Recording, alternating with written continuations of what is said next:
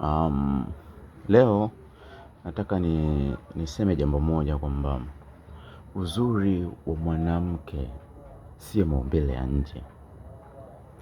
Nirudie kwamba uzuri wa mwanamke sio maumbile ya nje. Kwa sababu gani nasema hivyo? Mwanamke unaweza ukawa mzuri sana. Mwanamke unaweza ukawa unavutia sana. Unaweza ukawa una shepu, unaweza ukawa una sura nzuri, unaweza ukawa mweupe. Sawa, yaani kwa nje unaweza ukasema malaika, si ndio? Lakini bado ukaachika. Ni kwa sababu gani? Huo si uzuri wako.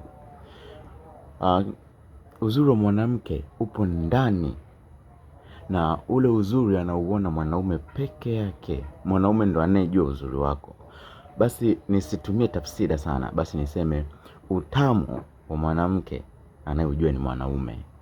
Mwanaume peke yake ndo anayeweza kujua utamu wako. Au unaweza kuwa mzuri lakini usiwe mtamu. Narudia, unaweza kuwa mzuri na usiwe mtamu. Wapo wadada wanaojisifia kwamba mimi mzuri, mimi mtamu, lakini wanaachika. Ukiona mwanaume umeachana naye anakulilia, yaani mwanaume umeachana naye anakulilia, jua kwamba ndugu yangu wewe mtamu. Kwa sababu mwanaume ndio anayelala na wewe, mwanaume ndio anayejua utamu wako, mwanaume ndio anayeonja utamu wako. Wewe huwezi kujionja peke yako. Kwa hiyo sasa, yule mwanaume ulionaye ndio anayejua utamu wako. Ukitaka kumuuliza bwana babe, mimi ni mtamu au nikoje, atakuelekeza. Bwana wewe kwako ipo hivi. Lakini sisi wanaume ndio tunajua utamu wa mwanamke. Kwa hiyo unaweza kushangaa mwanamke ni mzuri, una shepu na nini, yale ni matamanio ya nje, lakini tukishafika ndani kwenye utamu wa ndani tunakuta hamna kitu boksi. Kwa hiyo sasa tunakuwa hatuendelei tena sasa kuendelea kudate na wewe. That's why utakuta mwanaume na mwanamke mbaya, sura nisiseme mbaya, sorry.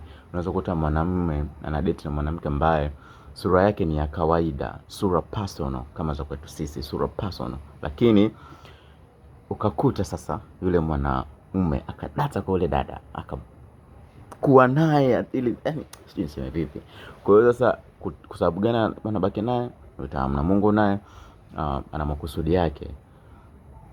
Kizuri, wale wazuri hajawapa utamu, na wale ambao sura za baba yetu wamewapa utamu. Kwa hiyo sasa ndio maana utakuta mabisho wengi wanadate sana na wadada ambao ni wa kawaida, lakini na wale wanaume ambao sura zao za baba wanadate na sura za mama. Kwa hiyo ndio hivyo, wanaume wenye sura za mama mara nyingi, asilimia nyingi wanadate na wanaume wenye sura za baba, na wanaume wenye sura za baba mara nyingi wanadate na wanawake wenye sura za mama.